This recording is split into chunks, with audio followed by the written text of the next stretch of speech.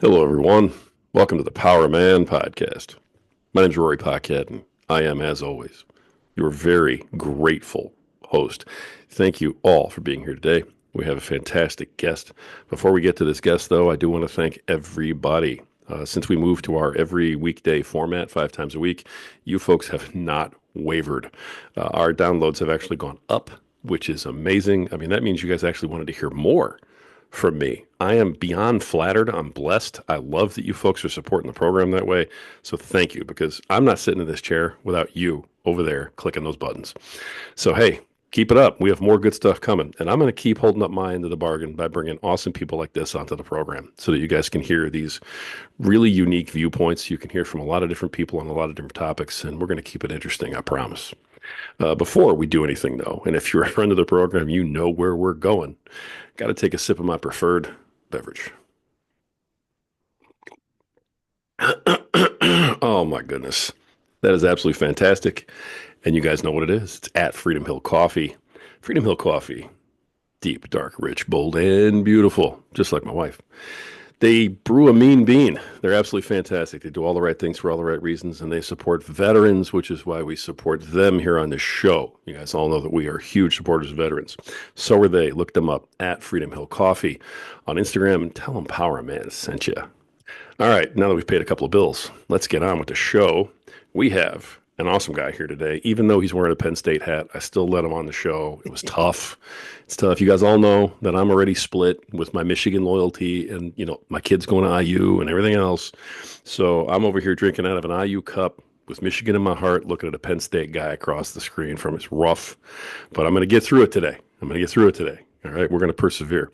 Please welcome to the podcast, author of 4 books, 3 that are out now and 1 that's coming, David Richards. David, how you doing, sir? Rory, you have a voice made for radio or podcasting. I apologize for the Penn State hat. It's a pleasure to speak with you today. Well, thank you for that. And I'm just kidding you about the Penn State hat. That's cool. As long as you're Big Ten, we're all still good. There we go. There we go. Almost So Big 20. It's coming. that's great. Of course, all my Notre Dame fans up here are probably hating it right now, hating hearing about Penn State.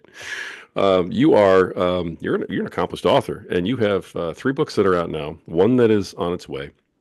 The first 2 titles I just found out about, and I apologize for the lack of research. It's I okay. knew about the 3rd one, and that was what really enthralled me. But now I'm kind of going, all right, what are these other ones about? So can you tell us what your books are, briefly what they're about? And Yeah, sure. So I had all my life I wanted to be a writer. I got something published when I was in high school in 10th grade, which unusual and national recognition for that same story. And it was kind of my passion, but I didn't know how to make that a reality growing up in the military. My dad was a career Marine, so I joined the Marines, got out in 2006 and figured I could serve in a different capacity by getting back to writing. And finally, after 11 years of trying to write the next Stephen King horror novel, I switched genres and wrote Whiskey and Yoga about finding your purpose in life. And in 2020, I wrote my second book, or released it, my second book, The Lighthouse Keeper. Whiskey and Yoga is a unique title. It is. It is. I actually, that Christmas of 2016, someone gave me a whiskey and yoga t-shirt. So shortly after I got out of the Marines, I took my first yoga class, actually the weekend after I got out. And by the second class, I was hooked. And it was just kind of the inner stillness that I was like, I want more of that in my life. This is so cool. So I became a yoga teacher. Growing up in the military and serving, drinking is not a foreign concept. So I gradually migrated from the cheap beer that we used to drink on active duty to drinking scotch. Someone got me a whiskey and yoga t-shirt for Christmas in 2016. And then at the same time, um, I started reading Napoleon Hill's Think and Grow Rich. And in that book, he says, what is the purpose of your life? And I was blown away by that idea that there was a interior compass that I could navigate by and towards.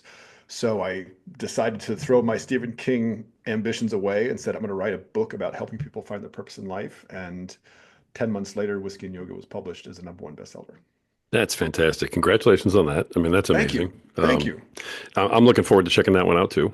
Thank you. So, I always do everything I can to buy the books from my guests and at some point get them read. So you just really amped up my schedule with 4 Oh, of them thank coming you. up.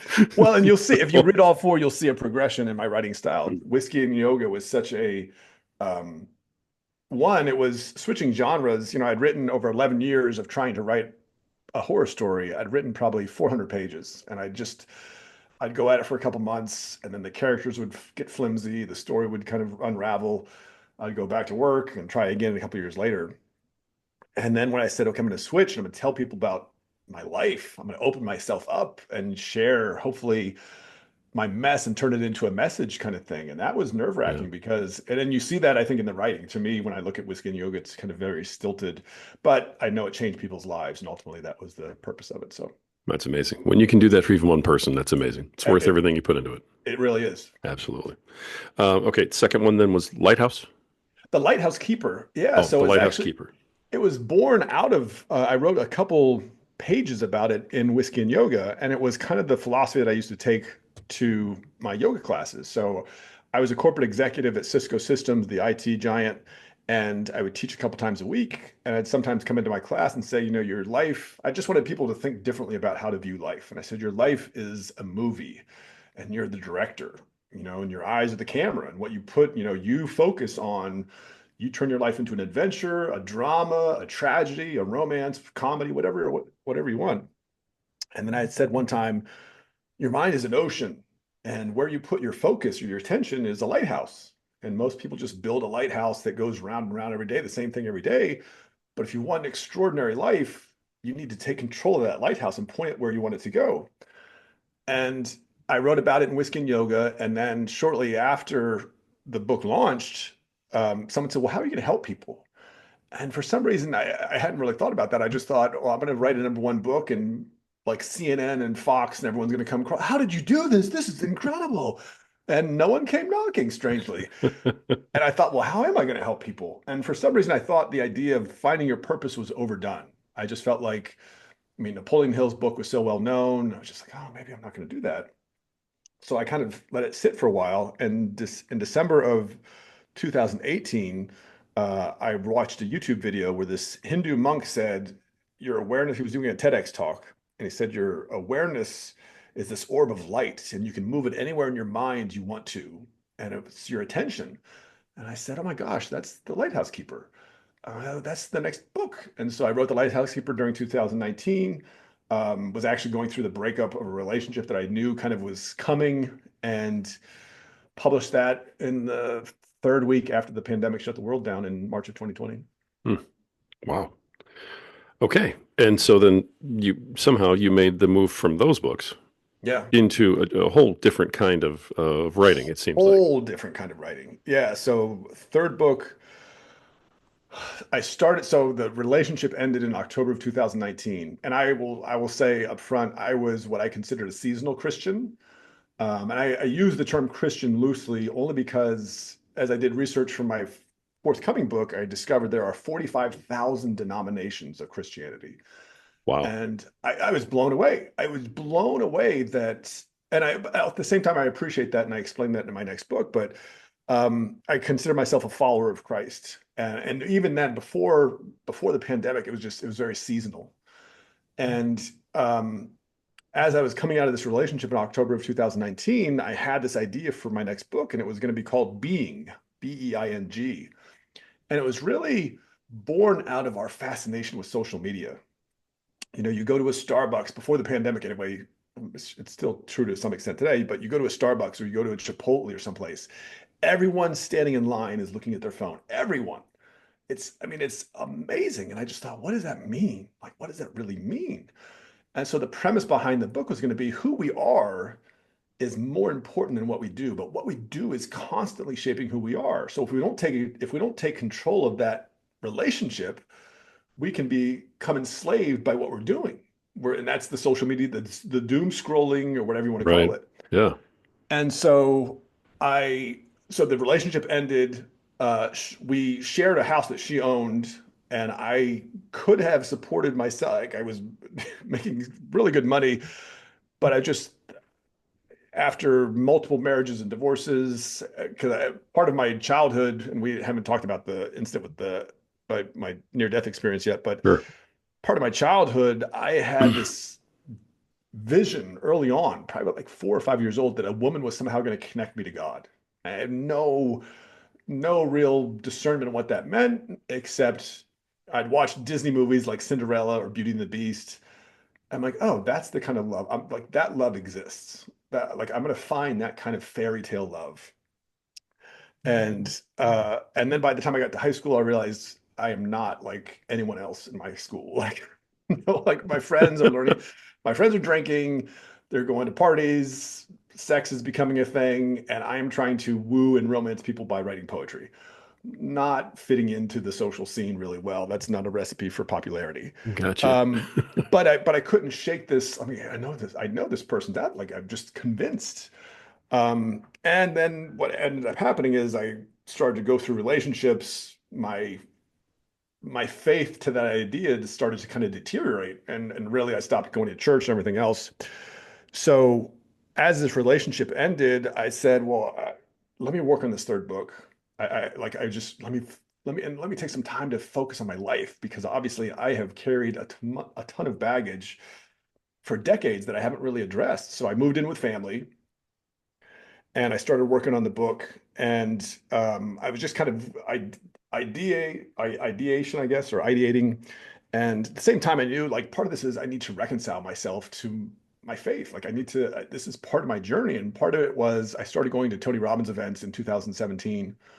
And people who Tony Robbins is, he's a really successful, now billionaire entrepreneur, but Yeah. he's devoted his life to helping people improve themselves by transforming their lives. And I went to his events the same year I wrote Whiskey and Yoga, and just starting to unpack the interior nature of the structure of my being, looking at what I believed, looking at what I valued. Those were concepts that I never really contemplated before. And so I started kind of digging out the dirt of inside and realizing the interior world is huge. And I was kind of like, even though I had this huge, massive kind of depression about this relationship ending because it was in some ways the best relationship that I'd had, I had this wild, untethered sense of optimism. I'm like, this is like I'm cleaning out the garbage. I'm getting truthful with myself and with my family, even though I've hurt people. Um, and in so the pandemic shuts everything down. And 2 weeks, in November of 2019, I'd signed up to go to a mastermind. And Jack Canfield, his really successful author and entrepreneur, he's wrote Chicken Soup for Right. the Soul, sold 500 million copies of his books. Yeah. So I went to go see him in um, the third week in March of 2020. So the world had been shut down like about 10 days. There were supposed to be 17 of us in this mastermind. Only 10 people showed up, or six people showed up. And you sit for 45 minutes. And basically, the idea behind this mastermind is you share your success or you share your idea for a story or whatever you're working on. And Jack, through his experience, shares his insights on how you can improve things. And so I was wanted to just jump right into my third book, but Lighthouse Keeper was coming out, and I said, "Well, let's talk about this." And so I kind of opened up the kimono. I said, "I've been married and divorced twice. I spent my entire life looking for love or this woman. My last relationship, I wrote a poem a day for 6 months because I was so committed to conquering this thing called love, and it didn't work out. We just broke up, and I told him about this next book, and he listened very thoughtfully. And towards the end of my time in the hot seat, he said, "You've got a year." I was like, "Okay, what does that mean? Got a year?" And it was such a strange comment. He hadn't given any other advice to anyone like that. It was really out of place. And even the president of his company, where we were doing the mastermind because we couldn't meet in hotels or anything else, ask him about it afterwards. So I came home and I'd started getting into meditations with Dr. Joe Dispenza. If you're familiar with his work, Mhm. he's wrote a really amazing book, Becoming Supernatural. And part of my journey, and this is a long way to get to love letters, but it's also, I think, foundational and necessary because Sure. it's an essential part of the story. Part of my journey as a yoga instructor was the opening up into quantum physics. Because growing up in the West in a Judeo-Christian construct, you talk about the soul, but no one really talks about how to navigate it. You go to, going to church, they talk about faith, but no one talks about how to have faith. Like it wasn't really like there wasn't a practical exercise. And how do you embark on the hero's journey of your life? What does it really mean to pick up your cross? And so in yoga, they say, you're not your mind, You're not your body. You're the awareness or consciousness behind those things. That led me into quantum physics. And for a while, it was this head scratching, like, oh, I don't get this. And then as I started to kind of open up to it, and I think reading Napoleon Hill certainly helped, I discovered Dr. Dispenza's Becoming Supernatural. And he does such a brilliant explanation of explaining energy, frequency, vibration, things that Tesla talked about, things that Einstein talked about, and the benefits of how to kind of connect and tap into that from a meditative state, like how you can start to manifest from the law of attraction. But he does it very scientifically, and he's got the results. Like people have cured themselves of cancer, people have cured themselves of traumatic brain injury, people have cured themselves of Parkinson's, all through the power of his meditation. And so I said, well, I want to start trying some of these meditations. And so I got back from Santa Barbara, California, and I did one of these meditations. And he also says people have mystical experiences during these meditations. And so I did one. And at some point, the purpose of the meditation was to like pull your mind out of your body. And the whole idea is once you get into the quantum place where you want to experience something, say I want to experience a number one best-selling book. If I feel what that feels like, and I can really embody that feeling, then I will naturally bring that experience into my life. And that's what basically Einstein talked about when he talked about everything is energy, and you want to find a reality, you match that frequency and you'll get that reality. So I'm doing this meditation and I could feel like it was like a tadpole wiggling out of an embryonic sac. My mind separated. And then I stopped hearing what he was saying and I just received this download into my consciousness. And it wasn't anything that I could picture. It wasn't like experiences, specific experiences in my life, but it was just themes of like why my life had turned out the way it had. And it felt very distinct. And I came out of it and I was like, oh my gosh, that was a life review. Like I just had like a judgment day. And it was extraordinary to me. It was super extraordinary. And I'd come back from Mastermind from California and started working on Being, this third book. And I wrote about 27 pages on my Mac.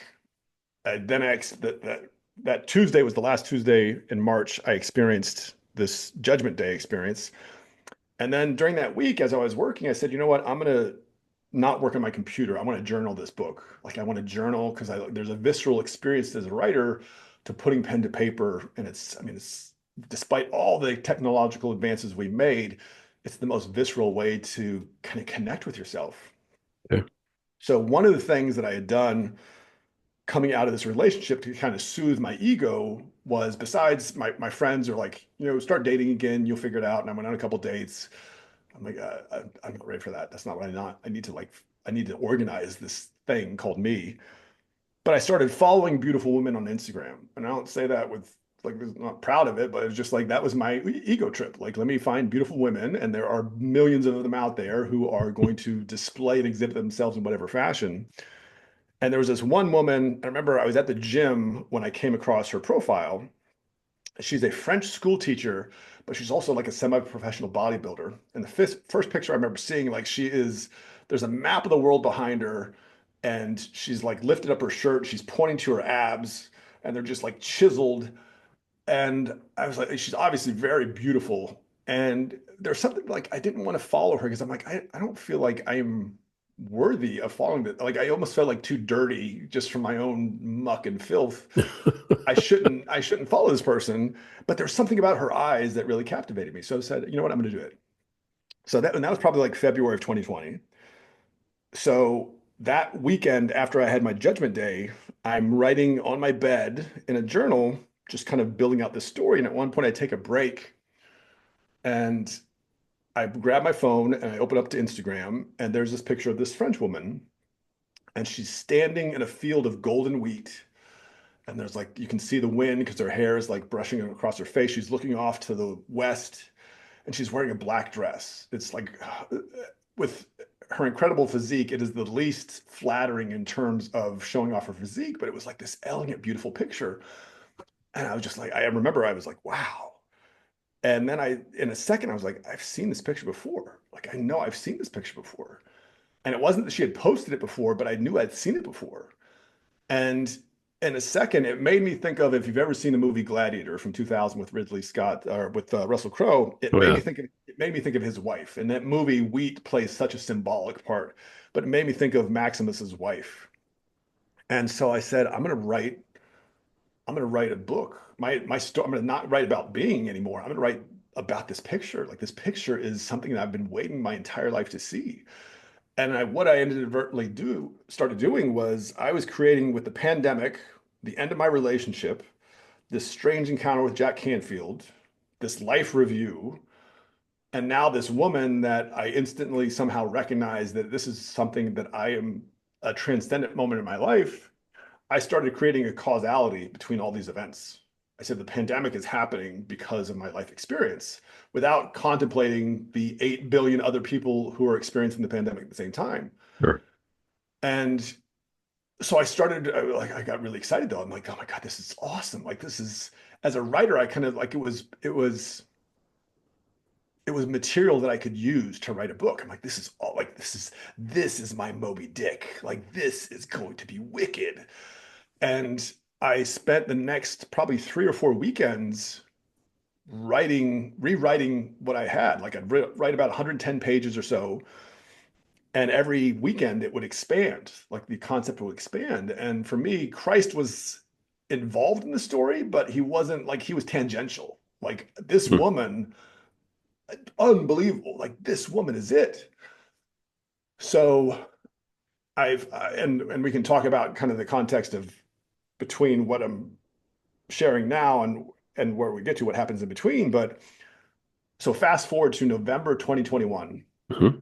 I have not been able to write because my faith has, like, I've come to realize I do not physically, I would say by July of 2020, I realized I cognitively understand the story of Jesus. I physically do not have the conviction that his story is real inside me. Like, it is not part of my DNA. And for me, it was July 4th weekend when I realized, oh my gosh, this is me picking up my cross to figure out, what does it take for me to believe his story is true. Mhm. That's 2020, July of 2020. So fast forward to now, November of 2021. I stopped trying to write the book after May of 2020, and I just started journaling, and it was a psychological, like, I would start to write and it would just be this psychological pain. It wasn't a writer's block. It was like, you're not getting it.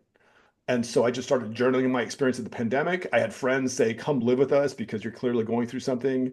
So I went to live with friends. And by November 2021, I was kind of so frustrated. Part of it was, I was looking at Judaism, Islam, and Christianity and saying they're all connected. I mean, they all originate from the same Garden of Eden story, basically. Their divergence is Jesus and God. Those are the two main points of divergence, but they have to be connected somehow. And this is like, I mean, like, who am I having these thoughts? And then I was looking at this woman, and I could not comprehend the beauty that I saw in this one human being. I was just extraordinary. And the year had passed that Jack Canfield had given me. So I made it from March of 2020 to April of 2021. Nothing changed.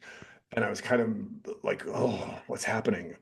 One other thing that happened that was extraordinary, and I'm jumping around, so I apologize because I probably should have Not at said. all. I love where you're going, and we'll talk about that some more, but just keep going where you're going. I love it.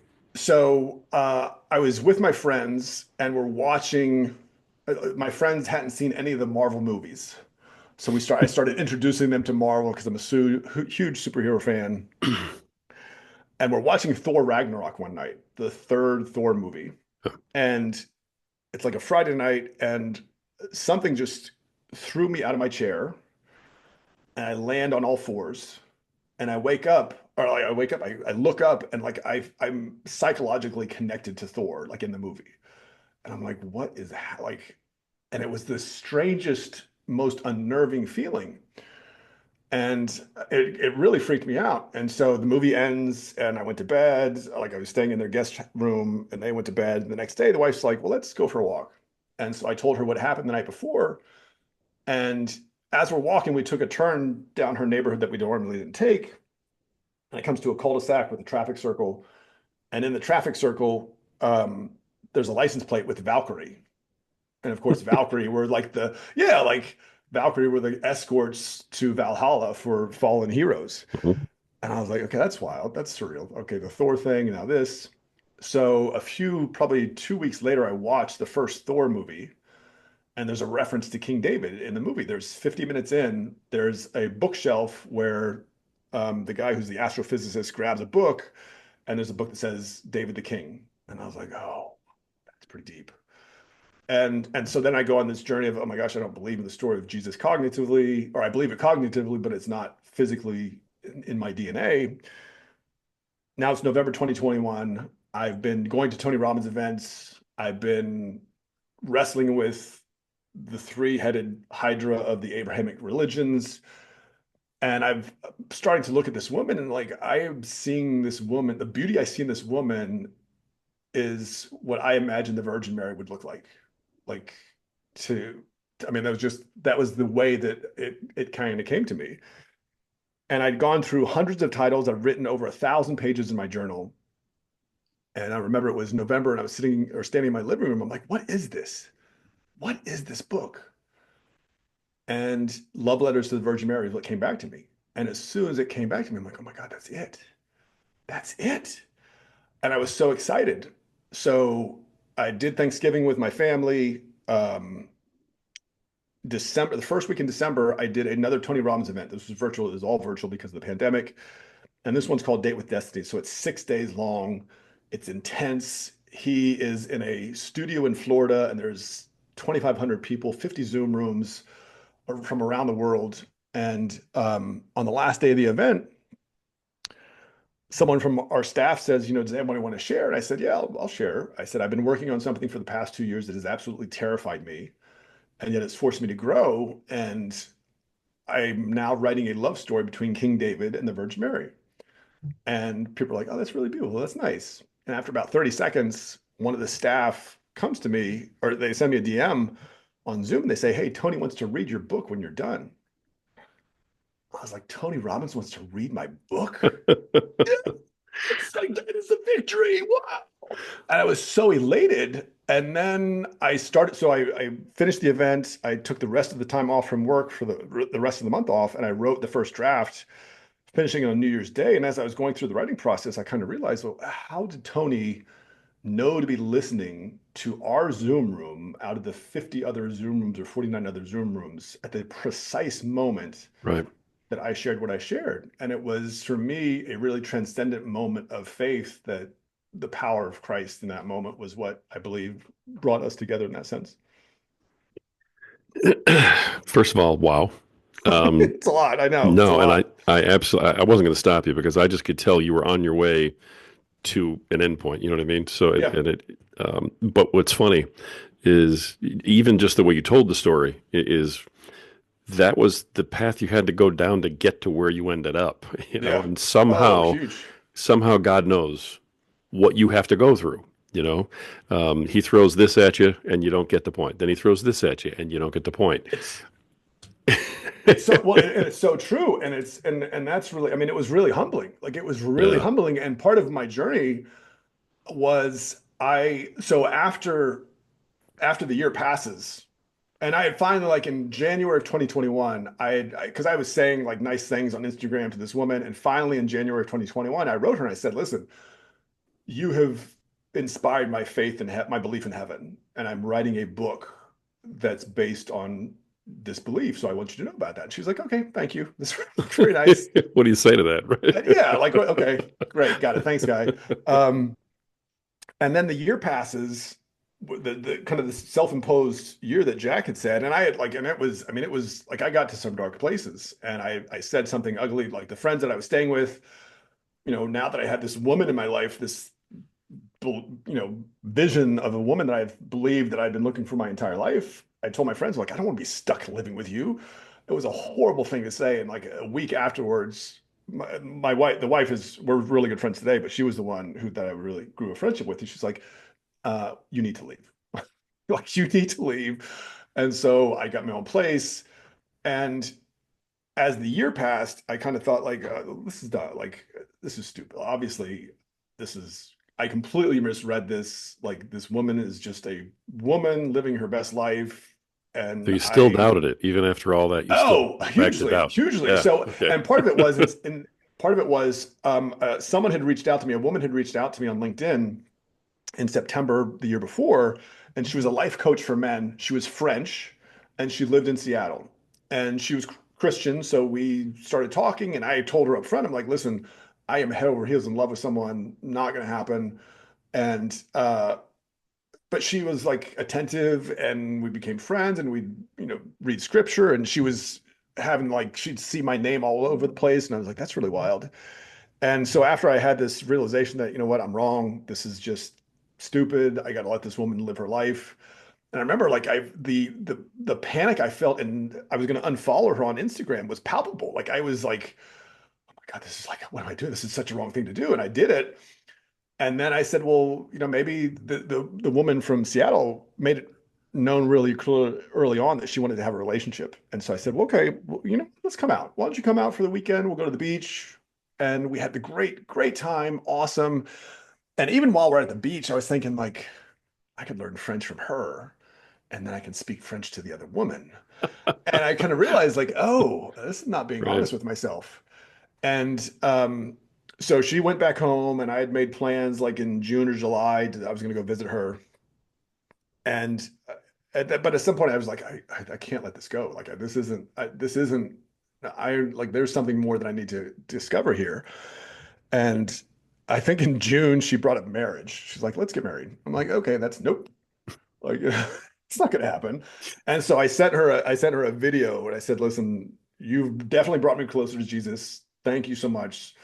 I cannot stop thinking about this other woman, and I need to like qualify our relationship is done. And so I sent her this video breakup, which was classy. But as soon as I did it, I felt this.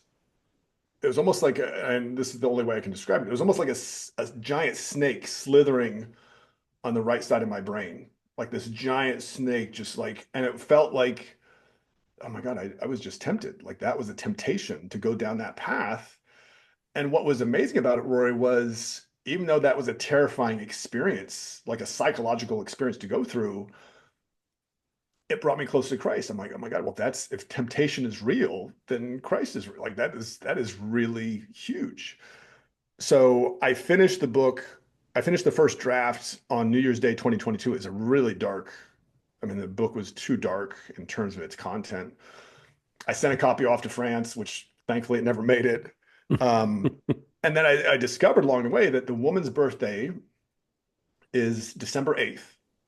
December 8th is when Catholics celebrate the Feast of the Immaculate Conception, when the Virgin Mary was conceived. I'm like, that's pretty wild. Okay. And after I finished the first draft, I sent the copy off. Then I started to process what have you done? Like you wrote this book, and you wrote this manuscript, and it's not a great, but you wrote a complete story. And part of it was when I looked at the Thor connection, it was like, what would it like? The idea was that Thor, Ragnarok is the doom of gods and men. That's what it means. And Thursday, the days of the week, with the exception of today, Saturday, are named after Norse gods. And I thought, well, what if the punishment of Thor is that he really gets banished to Earth as a human? And as I started doing more historical research, then you go back to the time of Germania when the Romans were trying to conquer Germania.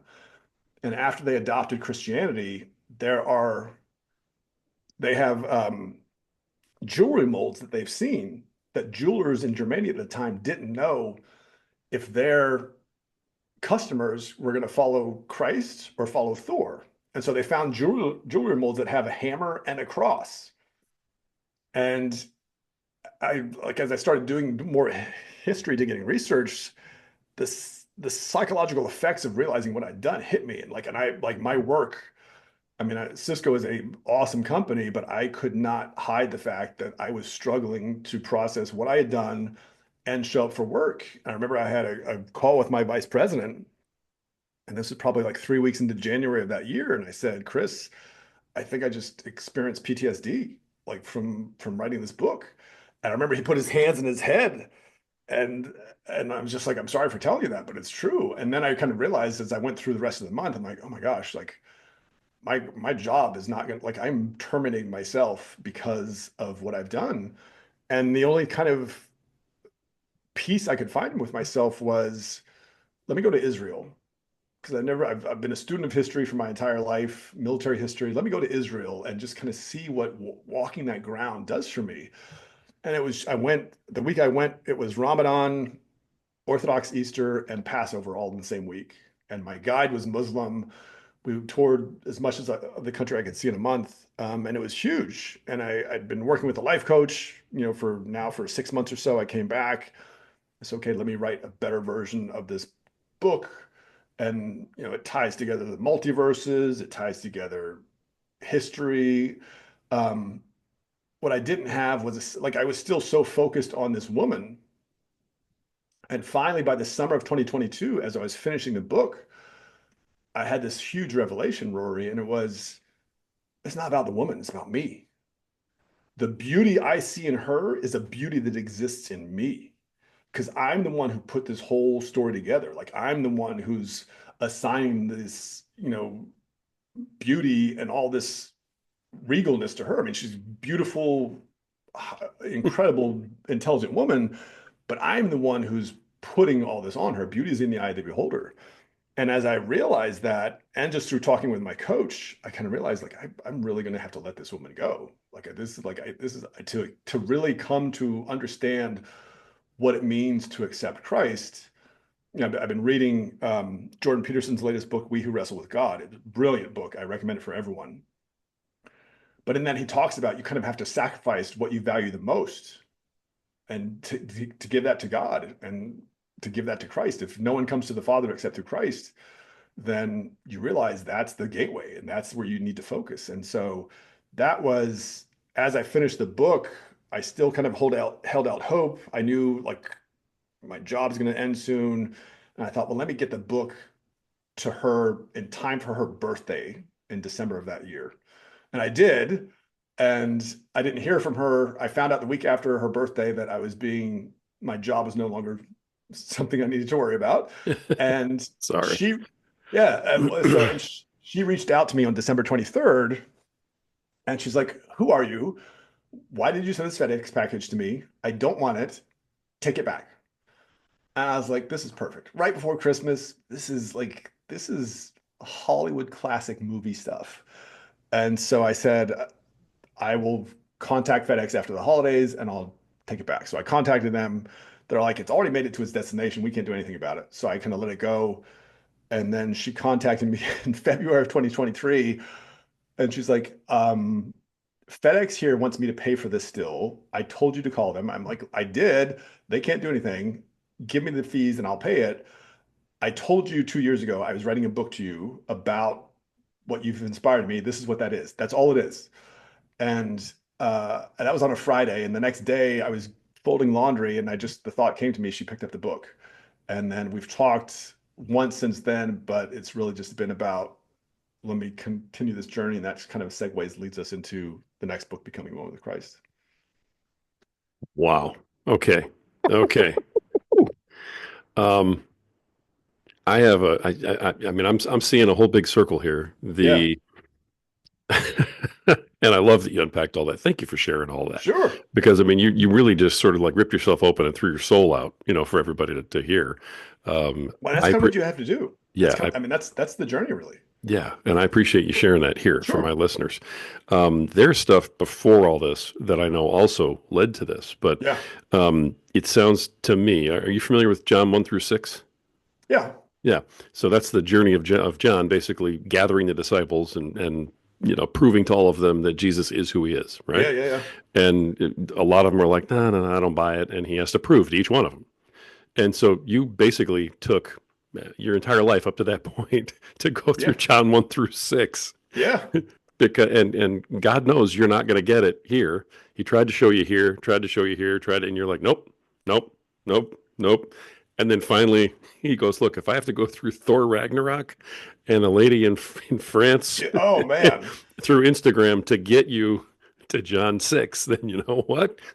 That's what we're going to do, David. And I'll be honest with you, even before, like 30 minutes before we got on the air, I went back onto my phone because I have a picture from the first Thor movie where they show the David the King reference in the movie. And like I took a picture of it. I'm like, this is, and I mean, it's not like I've had other encounters with Tony Robbins and my coach, who I've been working with now for 3.5 years, especially so kind of this will be a nice segue into becoming one with Christ. So in September of 2023, I, I got into coaching. So I was kind of keeping myself afloat with coaching. And I thought, okay, how do I really like what's next? Like, because part of it is as an artist, you realize if you conceive of something, you can bring it in to, you can make it reality. And conceptually, even as uneven and as heavy as the writing of Love Letters to the Virgin Mary is, I conceived of that. And so I was like, okay, well, what does that mean? And so I said in September 2023, I said, I need to go into the Bible from King David's perspective and understand his life as it pertains to the covenant made to him that assigns responsibility to Jesus for establishing the everlasting kingdom and King David's eternal throne. And I remember I told my coach I was going to do that, and she's like, okay, like, and I mean, along the way, doubt was legion. Doubt was huge, and Sure. 2023 was probably the hardest year because a lot of it was, am I really going to do that? Am I going to put myself into the Bible story from this like a method actor and put myself in King David's shoes to understand this story, to take it to the next level? And for about a year, I didn't want to do like for most of 2023, I didn't want to do that, especially in some ways after I heard from the woman, and I won't say even her name is fantastic. I won't say it because out of respect for her. Um, but I was kind of like, this is so fitting, but it's also like, this is about how do you intimate and personalize the relationship with Christ? Like, how do you actually do that? And it's not about going to church. It is about how do you embody conviction and faith within you to make this real. And for most of that year, I didn't want to do what I ended up doing in September. I was like, okay, I've just gone crazy and I'm just gonna like, there is nothing else and life is just ending. And this is oblivion that I'm sort of facing or dancing around. And then all my fears eroded. Like Christ's, nope, I got that one, got that one. And I'm like, okay, I'm doing this. And as I started to put myself in, and I realized when you look at, the promises made to David, hey, your offspring is going to establish this kingdom and your throne is going to live forever. And David's like, this is awesome. You're making this promise to a human. Oh, thank you. Then he sleeps with Bathsheba, has her husband killed, curses himself when the prophet Nathan says, oh, what would you do if someone took one person's sheep when they had 99 sheep or whatever? And and then I start to look at the Psalms and I started to realize David prophesies death by crucifixion. David prophesies betrayal by Judas. David prophesies none of his bones are broken. David prophesies they cast lots for his clothes. And I started looking at there are so many Psalms where David writes being saved from the pit. And I was like, that's intense. Like, that is super, super intense. And then I read more and I realized David says, I am greatly afflicted. And in my affliction, everyone is a liar.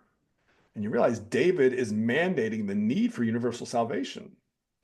And then as I kind of took it into the New Testament, you start to see that the biggest discovery, we talked about it prior to the interview, was the revelation in Acts 2:34 that David doesn't ascend to heaven. Because now I think it's in Matthew where, a house divided cannot stand. Mhm. And one of the things that Nathan tells David after he curses himself is, you've turned your house against you. Your house is going to live and die by the sword.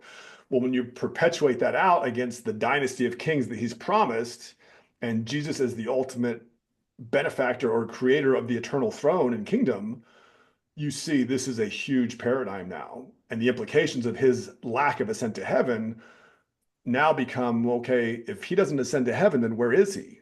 Right. And there's one verse, excuse me, that appears three times in the Bible. It's one in the Psalms.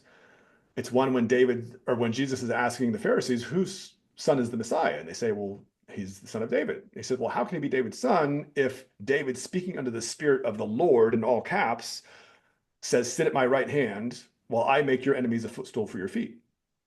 And then you get into Acts 2:34, and it's not only that David doesn't ascend to heaven, but it's a repeat of this. There's an acknowledgement that the patriarch David has died. There are 18 or 19 references to the New Testament to Jesus being the son of David. And then in Acts, there's the repetition of the Lord said to my Lord, sit at my right hand. And so from that, I started to realize, well, there's a paradigm then. If David is in mandating that everyone needs salvation because everyone is a liar, then David sort of in the bottom of the pit, so to speak. And that's Mm. why there's so many Psalms to him being saved by the pit. And how does that then affect the advance of Christianity? And why does Judaism have the Star of David? It's a pagan symbol, but it means earth, air, fire, and water, heaven and earth, male, female. And so then I start to look into much more deeply. Okay, you get to the book of Revelation, and the last thing that Jesus says about David is, I am the root and the offspring of David, meaning I am the beginning and the end of David. And I thought about that. And so this is all my research to come out of to start 2023. I started writing a sequel, like after this beautiful experience with a woman whose book or whose vision has inspired me to write this book. After kind of getting the Heisman from her, I said, well, let me write a sequel, Love Letters to Jesus, and I'll call it The Heart of Ragnarok. And like I had a cool cover design. I was like, okay. And it was really starting to get psychological because now I was looking at my archetypes, looking at taking a piece of Carl Jung's work. And then I got through the summer. I said, that's not going to help people. Like that helps me, but I need to let me write something else. So I was going to write a book called Bringing God to Life. And it was the idea of heaven and earth. And it was the idea of multiverses. If Jesus is responsible for establishing the everlasting kingdom, then I kind of reasoned that, well, maybe David is the anchor point on earth for the reunion of heaven and earth. And that's part of his penitence in being saved from the pit, is he gets to experience this firsthand. And I wrote that, and my coach was like, this is good, but it's still like, I don't feel like it's hitting the mark. And then Rory, where I got to was I said, well, what is the greatest test of faith?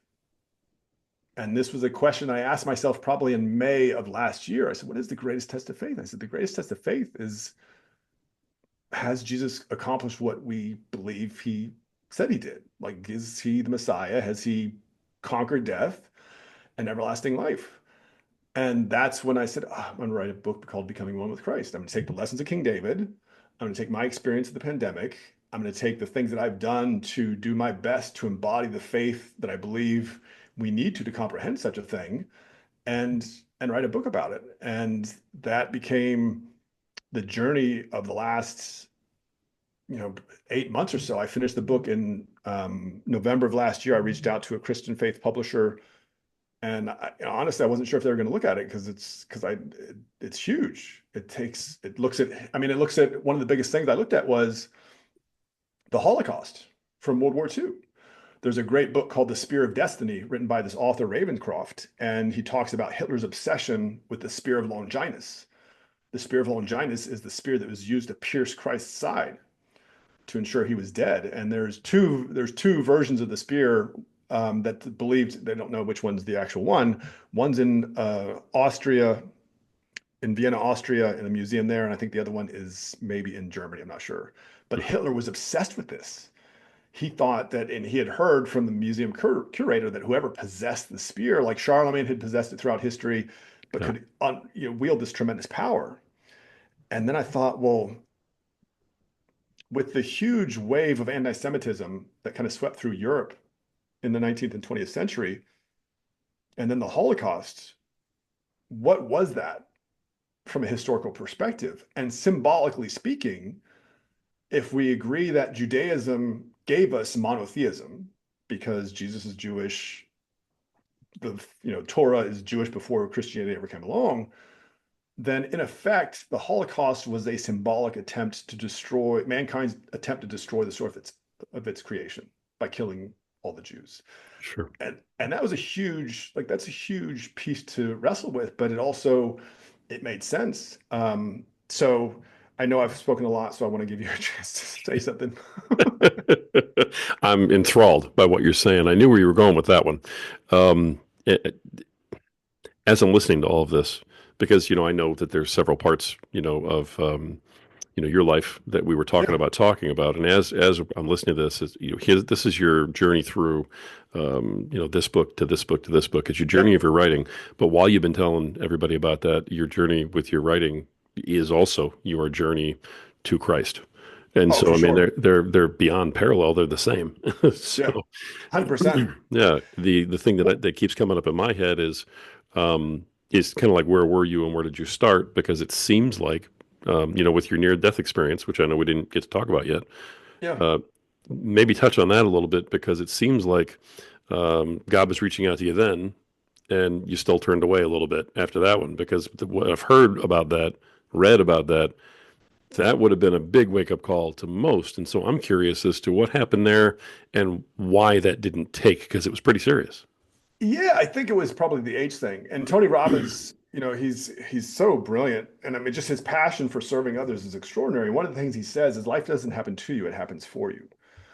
And I remember I first heard him say that in New Jersey in 2017. I was blown away by the concept of that. Life happens for you because it speaks to the overarching nature of divine intelligence. Like it speaks to the Christ is given authority over heaven and on earth after his resurrection. Um, so when I was, growing up in the military is a very different experience. You live on military bases. Everyone's dad or mom dresses the same. The houses all look the same. You go to a military school. It's a very safe environment. It's a very like it's almost a step back in time in some ways because there's military police. There's crime is almost non-existent. I mean, it's really people don't lock their doors. It's a throwback in some ways. And when I was in kindergarten, for 4 years, we lived out in town, not on a military base, near University of Maryland in a little town called, I don't know, it's a little, it was then Hyattsville, Maryland. And it was so cool because obviously it's a different experience, right? My dad was the only person in the military. This is 1975. So the Vietnam War was just winding down and the lack of popularity around that experience. And there was kind of a gloom that I remember. I didn't recognize it for what it was, but I remember it now. I appreciate that that was the sentiment of the wartime effort winding down. And my best friend at the time was a kid named Danny. And so we lived on this one street, and Danny lived on a cross street up the hill a little bit.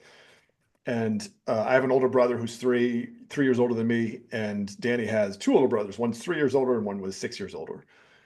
And Danny used to get really mad. Like he would spaz out.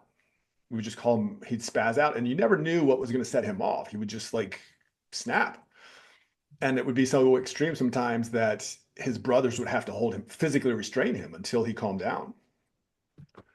So in the 70s, life was a little bit different. So as 6 year olds, we were roaming the neighborhood unsupervised by parents, something that probably wouldn't happen today in the age of helicopter parenting. And it was the five of us, so his brothers and mine, and we had found our way into some stranger's backyard. Like it was no, no courtesy, no worrying about intruding on someone's property. Nope, we're just going to come into someone's backyard. And I remember there was a screen of bamboo separating the houses on the as you're walking down on the left side of the house. And in the backyard, I think there was like some sawhorses, and I think there was a door on the sawhorses. So there's some construction going on in the back. And we're just playing whatever, being mischievous little kids. And Danny's oldest brother, the 12-year-old David, also named David, at one point says, "Okay, it's time to go home for dinner." That set Danny off. He like went nuclear instantly. Like his face gets all red and his eyes bulge, and his brothers started approaching him like you might an angry dog. Like they just started really kind of, and Danny just like kind of, they weren't going to get to him in time. At his feet, there was a hammer from the construction, and Danny picked up the hammer. And I remember Matt turned to run. He screamed at the top of his lungs. And so I started to turn to run, and I saw the bamboo. And then I heard this big smack back of my head, and I was out. Then I didn't remember this. I'd put this memory away until the pandemic. But I remember watching his oldest brother, David, carry my body down the street to their house. and he wasn't running, like he was just walking, and he was flanked by my brother and Danny and his other brother. And I was about 15 feet behind him. It was a very kind of gloomy experience. There was like very little light kind of coming from the experience, and I couldn't get back into my body. And and then the next memory I have is I woke up, I'm at my house, I got a bandage on my head. Danny's there with his mom. Danny's been crying, and he gives me a coloring book, The Land of the Lost. There was an old TV show back in the 70s I called The Land remember of it. the Yeah. Yeah, with the slee stacks. Yep. Um, so, and then we're friends, except after that, I became like Danny in a way. I became very temperamental. And it was especially towards my dad. Like my dad was very, I mean, we had a loving family, beautiful family life. But I would zig when my dad wanted me to zag. And it just was this constant, perpetual source of friction. I still, we went to church regularly, and I still believed, and certainly this idea that I had that since before the hammer, that I had this idea that, I was going to find a woman who was somehow going to connect me to God was such a strong part of my life. Um, but as that trajectory, as I mentioned earlier, as I like started writing poetry to women or girls when I was probably in fifth grade and didn't see success there, and then just kind of ramped up, and then finally sort of, I remember actually to really kind of talk about when it started to divest, when I started to really kind of turn away from faith was when I got to college. So growing up in the military, I mean, there's a lot of tons of structure. And then I go to Penn State, and my graduating class in high school was 110 people, 108 people. Then I go to Penn State, 35,000 people on campus. Yeah. My brother's there because that's the reason kind of why I went there. Besides, they won the national championship in 1986. I go there in 1987. But it's 35,000 people. There's people from New York, from Philly, from Jersey. I mean, everybody talks differently. And I'm from this small military base on the coast of North Carolina, and drinking is sex is woo. And I remember I asked my freshman year because I could kind of sense like I'm gonna start adulting, and I'm not prepared. I just had this sense of awareness that I wasn't prepared. And there was a Navy commander because I had a military scholarship, and there was a Navy commander who was very forthcoming with his faith. And I said, "Yeah, can we pray? Can we pray?" Like, and I remember we prayed, and I was just like, I don't feel anything. Like, I don't feel it. Um, and then I just I got into drinking, I got into sex. Um, at the same time, I realized I was still looking for this woman. I mean, I was still looking, and I kind of realized I have no idea how I'm going to know her. It's nice seeing beautiful women and having a sense of attraction towards someone. And whenever that kind of magnet felt the strongest, I thought, oh, maybe this is it. This must be it. Like, this is going to be the one. Um, and then that disenchantment just kind of followed me into my adult life as I became a Marine Corps officer.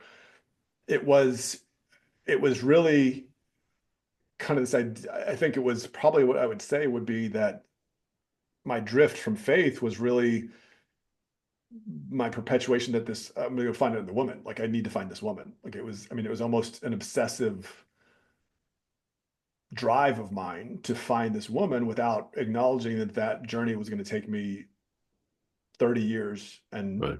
to a worldwide pandemic. Now, before you had the near-death experience with, Yeah. the hammer hitting you in the back of your head and Yeah. floating outside your body and everything, it sounds like it was actually it sounds like you died and you Yeah. came back. I would So, agree. I would agree. yeah. Yep. Before that, did you have this image of this perfect woman that Oh, for you were trying to sure. find? So it was even Yeah. before that. Yeah, it was, and in fact, in love letters, I wrote about my imaginary friend. If you've ever seen it, the coolest thing to me is if you see a kid having a conversation with themselves and there's no one there, they're talking to the voice in their head, like that little imaginary friend. And for me, my imaginary friend was Christ. Like, and it was because that was the download. That was the interpretation that I had was like, and that's why I had this just overwhelming sense of confidence that, oh, this is going to be awesome. Like, life is going to be amazing. No, obviously, no premonition. There's no way you can predict that something like the hammer is going to happen. Sure. And, but it was that level of like, oh, this is going to be so cool. Like, this is really, really going to be cool.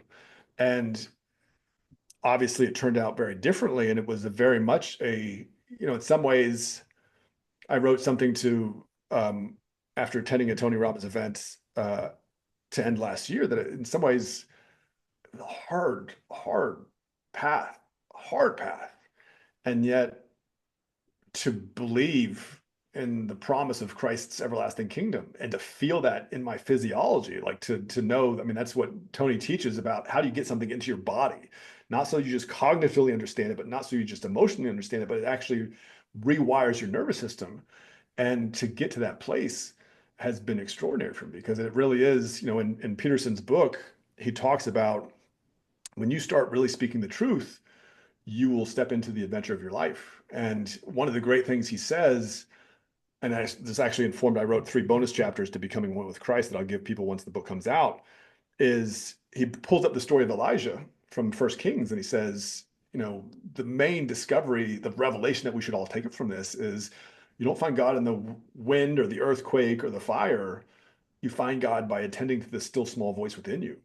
And that, he at one point I won't do it justice, but he says, that is, both wonderful and terrifying that we find God within us, that we're, God's all Right. inside of us, because it's such what I believe to be kind of a traditional paradigm shift, because there's such historically, I think, a propensity to externalize God. And just from a quantum physics perspective, you start to break down, see how that doesn't make sense. And that it's really the Christ consciousness that we're talking about. Yeah. I want to go back to this woman that you've been kind of pursuing your entire life. I mean, this Yeah. is a central figure in your entire story, Yeah. from basically birth until now, just about, from Yep. consciousness until now. Is it possible that the Virgin Mary is the woman you've been pursuing this entire time? It's I, I remember early when I was still in the process of writing Love Letters to the Virgin Mary, I said something like that to someone, or like I thought uh like God was the Virgin Mary's husband or something. And I was like, no, there's a specific Bible verse. And really, the architecture of Love Letters to the Virgin Mary is built around Luke 132, when Mary finds out she's pregnant and is told, your son will be called Son of the Most High and will be given the throne of his father David. I think that's the only Bible verse that sort of puts those three characters together. Okay. Um, when I discovered that her birthday was December 8th, like that was significant to me. And at the same time, and I didn't say this before because I don't think I don't think I've consciously uttered these words since it happened. But I remember when I was going to stop following her in April of 2021. Like I remember picking up my phone, and I don't know if I said it out loud or just to myself, but I was like, Jesus looks like his mother. Jesus looks like his mother. Jesus looks like his mother. And I then stopped following her, and it was so hard to do. Um, so I don't want to discount that. Like I see this woman and she is the most, it's so beautiful. And I'll tell you this, one of the things that I've learned from and it speaks to kind of answer your question at a more intimate level. Because I have this picture in my bedroom. Like, I mean, I know it's just such a regal picture to me. And at different points throughout the past 5 years, I've looked at the picture and her beauty is immaculate. I don't want to, but I mean, it's just resplendent.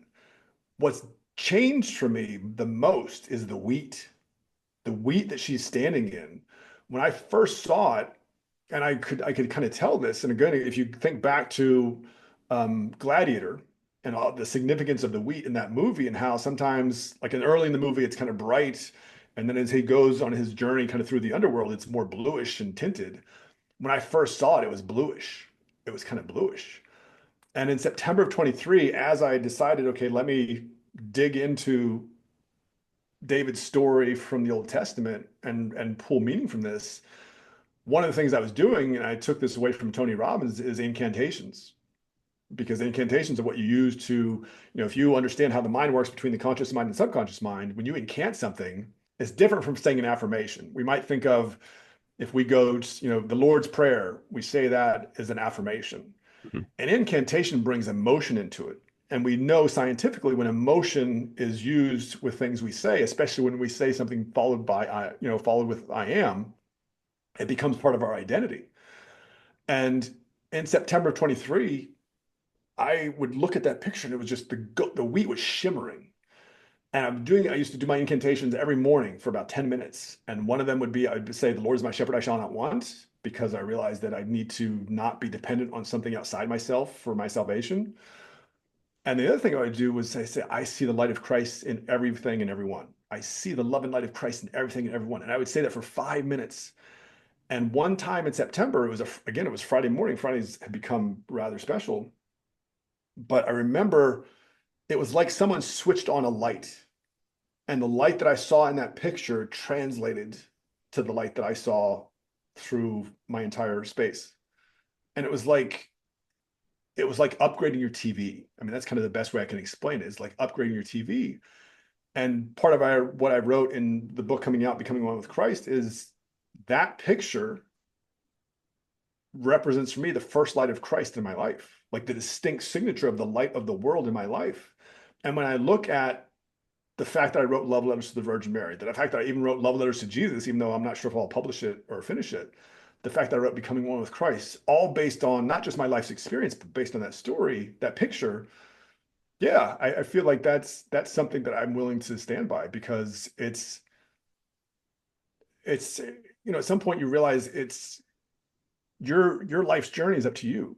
Your life's journey is really up to you. And like it's how great can you become? How big a being can you become? And how do you uplift others through your story? And I think that's the thing that I've come to appreciate, especially I've listened to Peterson's book almost 2 times now. And one of the things he says, when we try to become bigger, we inspire other people to do the same. And what I've come to appreciate is to see the light of Christ in everything and everyone. That is understanding that he does have authority over heaven and on earth. And the last conversation I had, or not really even a conversation, but I wrote the woman. I didn't tell you this too. This will be another little gem. Um, I wrote the woman in June of last year, and what had happened was I didn't follow. I stopped following her after our last conversation in February of 2023.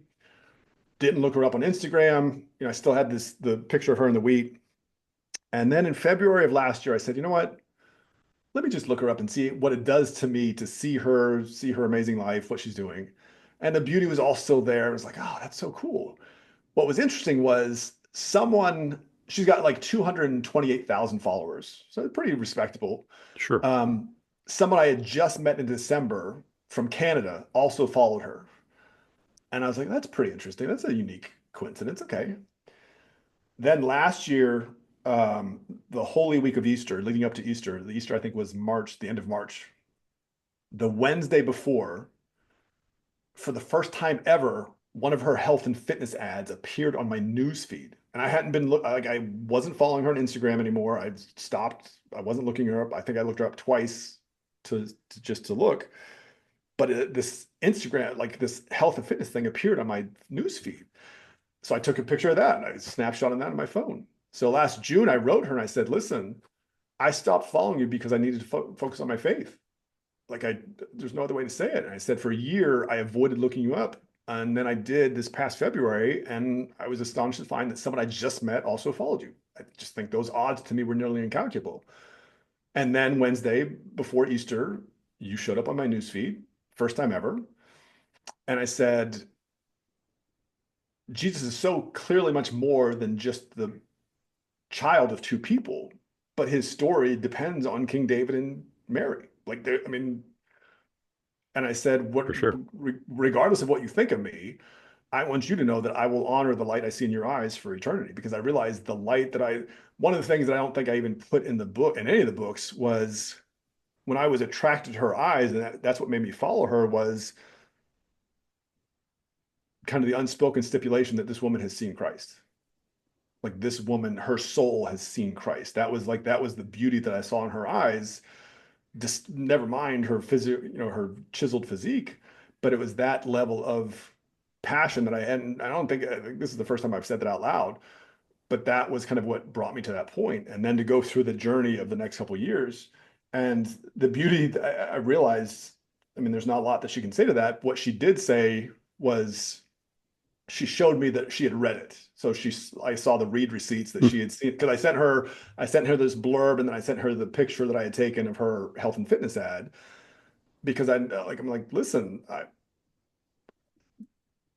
this is you are to me. Like, this is how I see you. This is the reverence that I have for you because of what it's brought out in me. Wow. Wow, Yeah. David. Yeah, it's That's intense. Well, and but honestly, let's switch gears, Rory. This is about our species, right? And the one thing I've come to appreciate is to see the light of Christ in everyone, that supersedes belief. It's like it doesn't matter if someone's a Jew or someone's a Muslim or someone's a Hindu. If I see the light of Christ universally, then I can say that Christ has a journey for that person too. It's different from mine because their circumstance and experience of life is necessarily different from mine. right. I'm not going to conditionalize my faith in him based on what someone else believes. And that's kind of the step into, for me, the ultimate act of faith is a realization that it's an evolution for our species. It's not that some people don't get in and some people don't. It's everyone gets there. It's just what you have to let go of as you make your ascent. You've mentioned a couple times that you had, previously, Christ was in my brain. I understood it and so on and so forth. But Yeah. at this point, it seems as though you've completed the journey or are you close to having Christ be Um, part of you where you really do believe it and all? Oh, I think he's definitely it's every day a part of me, but it's also like I had a conversation with my mom. She's so sweet. She's, 83 years old, and we talked yesterday, and I said, because I mean I've told my coach too, I said it's stunning to me that people and the church in general, this ambiguous concept called the church, doesn't acknowledge the significance of the Davidic covenant. Like to see that this is a promise made to a human being, because in some ways what I've built into becoming one with Christ, this next book, is the story of David is the story out of the Bible. And if you believe in the story of Jesus, then inherently you have to kind of realize, well, then I'm in the story. And if I'm in the story, well, how do I get out? And I mean, even this morning, I like every day I still do incantations. And I talked with my coach yesterday, and she's like, Tony has been working for 48 years, and every time he goes on stage, before he goes on stage, he does incantations. And it's the power of the voice. So I certainly I'm very mindful of if the kingdom of God is within me, it's within you. Where you are in your construction or reconstruction or rediscovery of that kingdom, I can't say. There is no doubt in my mind that that applies to every single human being on this planet. And is that to me is beautiful, right? It's because and we didn't talk about it. I've talked a little bit about Jung. One of the things about Jung is all men have a feminine aspect to them and all women have a masculine aspect. It's not about gender. It's just there's an inherently feminine part of you. And for men, I think historically we project that outside of ourselves, right? Like I mean, we see the beautiful woman and it's like, oh, but it's a part of us. And that's what I kind of discovered through this piece was the part of this picture that I created all this meaning out of this picture ultimately that led me then to say, okay, I'm going to accept Christ on his terms. I'm going to surrender to the reality that there is a consciousness that I am actively being guided by. That is, it's in some ways it feels extraordinary, but that's the path. And so, yeah, I certainly feel like I'm completely like Christ occupies my being. I still know that even in the slightest moments when I hesitate on something, that's still a tweak that I need to adjust. Like it's just like, okay, that's still old ego holding on to something. And Right. when you fully surrender, that's where the greatness is really going to happen. So I feel like I'm at the 95% mark right now. My birth. Well, so I'll tell you something else. This is cool. So my birthday's coming up Friday, April 11th, and I was watching about I don't know about a month ago. I watched all three Deadpool movies, and yeah, I mean it's brilliant. Ryan Reynolds, a brilliant character. But it's also like it's cool because like the Thor thing, the whole King David and Marvel. I mean that's his level of planning that I'm just like that's extraordinary. It's cool. And in the second Deadpool movie, when he sees Juggernaut for the first time, like after the train or van or truck wrecks or whatever, and Juggernaut comes out. He's like, "Oh my God, I'm such a fan! X-Men 165, Thor 411." And I listened to that. I'm like, Thor 411? 411, that's my birthday. Like, that's pretty wild. Okay, that's pretty cool. All right. So no, it's I feel like I'm, like I said, 95% there. It's realizing that consciousness, that if we all share the mind of Christ, 1 Corinthians 2:16, then that consciousness is always available to us. And once we realize if that is the dominant consciousness that transcends all faith and the highest achievable and conceivable good that we can imagine ever to exist in human form, then that consciousness pervades life, and it goes so far beyond just the church, right? I mean, movies. I mean, I come to appreciate every time I see a movie, every time I see a cross in a movie, I'm cognizant of like that's intentional. Like Yeah. this, it's a prop that's intentionally set there. So that's a long-winded answer to your question, but yeah, it's certainly coming. I love that you recognize all of the small signs. People hear stuff like that and they go, "Oh, come on. It's your birthday. Yeah, great. Yeah, You're yeah, looking for that." But the point is that when they happen all the time, like I've seen Thor Ragnarok 15 times. yep, I'm a huge Marvel fan, but I never noticed King James book on the bookcase yeah, because yeah. God didn't need to go through that to speep to me. You know what I Right, mean? right. To speak to you, he needed to use that. He needed to Be use with the a hammer. birthday. And Yeah, he hit you with a hammer. I mean, it was, so all of these little things are just, we all have things that we connect with. And yep, God uses those things to connect back with us.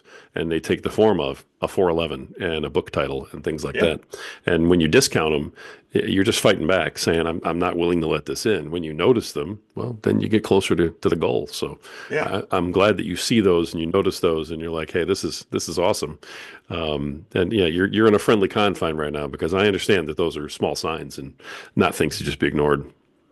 Well, I mean, and that's the beauty. I mean, that's the beauty of the journey too, is right. Because you want to get to the place where your entire life is connected. You don't want to compartmentalize your life and say, well, this is who I show up at on Sundays, and this is who I am when I am out with my friends. You want it all to be connected. And I think like Einstein said, either everything is a miracle or nothing is.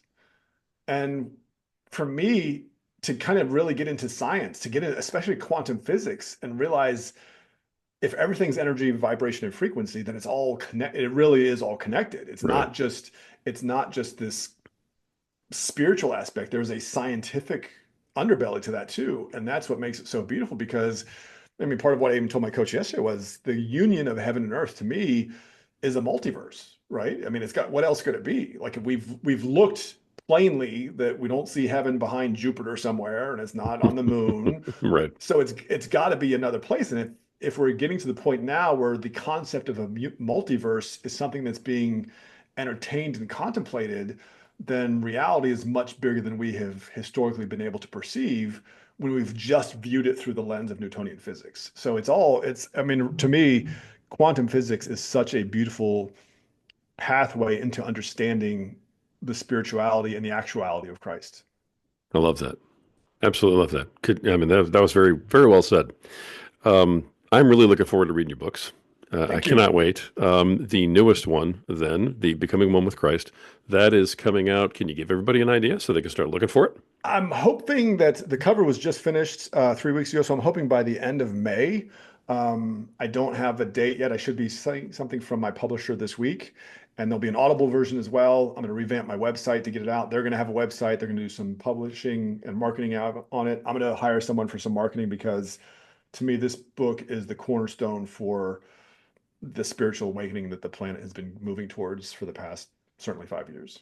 Okay. I could talk to you all day, but in terms of, wrapping it up, I want to give Yeah. you one shot to, and I didn't prep you for this, so I want to apologize for that ahead of time, Okay, but that's okay. I think you're up to the task, man. I really do. Sure. We have a lot of guys who communicate with me, and they're in the search. Okay. They're in the process that you have described very eloquently about trying to find it. They feel it or they think it, but they don't know if they own it yet, and they're trying to. Yeah. What's one piece of advice that you can give these guys, just to say to encourage them or to maybe guide them to get them to that place where they are actually accepting Christ inside of them? This is going to be the most counterintuitive, and some people may even see resistance when they contemplate the idea. Start journaling. If you want to develop a relationship with yourself, and I'm talking about your bigger self, like if the kingdom of God is within you, and Jesus says, "Those who love me will obey my teachings. My Father will love them. We will come to them and make our home in them." That means we are to be habitations for God. Like that is a huge paradigm shift to a lifetime of looking outside ourselves. That journey is within. The kingdom is within. Journaling for me is the single best way that I developed a relationship with myself, to communicate with myself. And what I mean by that is, as you talked about, Rory, those little signs, God speaks to us all differently. And if we're not listening, if we're not looking for them, once you see a sign, you can't unsee it. Like the Ragnarok thing happened, and the next day Valkyrie, and then a couple weeks later, seeing King David mentioned in a movie by Marvel. Are you kidding me? And then to contemplate that from a human standpoint, being like, oh, Christ is real. Whoa, whoa, I do not physically believe in my entire being that he has conquered death. That is me picking up my cross saying, this is what it's going to take. If we cannot articulate to ourselves something, we cannot comprehend it. And because the extraordinary gift that awaits us is so distinctly unique to our own experience of life, we must be able to attend to that in the most intimate and thoughtful fashion. I can tell you I assume you'll see this when you read my books, my journey from writing Whiskey and Yoga to writing Becoming One with Christ as a writer, as someone who can articulate their thoughts, night and day. This is Whiskey and Yoga is like Cro-Magnon level, and Becoming One with Christ is quantum. Like it is, I mean, it is a deep dive into history. It's a understanding this covenant, but it's being able to express that and take lessons that I extracted away from it and say, this is what it means to you. So if you can start to journal with yourself, and I'm not saying do it passively, I'm saying make it a conscious practice to really understand who you are and define and sculpt that through the discipline and integrity of shaping your thoughts and forming your ideas, your reality will change dramatically. That's great advice. I was not expecting that. That's fantastic advice. I love it. I love it. Thank you. David, thank you for everything, for Absolutely. baring your soul and telling your story, and for just an absolutely fascinating conversation, and for writing these books. It's been an absolute pleasure having you on today. Rory, thank you so much. What a great conversation. I really enjoyed this. I hope it serves your audience. Just thank you for what you're doing. It's so beautiful. And honestly, the more we can wake up as men to who we are and see the power that's within us, the more beautiful this world becomes. It's not about some external patriarchy. It's about owning that consciousness within you and bringing it to life. Love it. Thank you for that. Appreciate that parting Absolutely. thought. Thank you so much. Gentlemen, you've heard another fantastic episode of the Power of Man podcast. The reason that we bring powerful men like this with very powerful messages on here, and the reason that we talk about things that we've overcome in our lives, is because if people like us can do it, so can you. You guys are worth it. You're absolutely worth the fight, and you just have to believe it. Until next time.